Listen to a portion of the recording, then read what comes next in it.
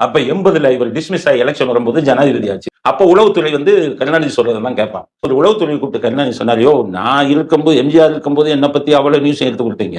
இப்ப எனக்கு ஒரே ஒரு நியூஸ் கொடுங்க. எம்ஜிஆர் எந்த தொகுதியில நிக்கிறாருன்னு கொடுங்க. அப்போ உளவுத்துறை என்ன பண்ணாங்க, அவருக்கு எம்ஜிஆருக்கு வேண்டியவங்க இருப்பாங்கல்ல, அவங்க எம்ஜிஆர் சொல்லிட்டாங்க, கருணாநிதி நீங்க எந்த தொகுதியில நிக்கிறீங்க கேட்கிறாரு.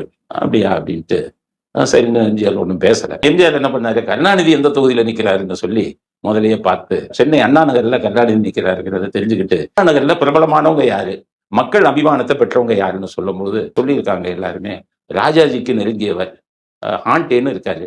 ஹாண்டே வந்து நிறைய பேருக்கு குறைந்த செலவுல சிகிச்சை பார்ப்பாரு. அதனால அந்த தொகுதியில அவருக்கு நல்ல பேர் இருக்கு. அவர் வந்து சுதந்திரா கட்சியில இருக்காரு.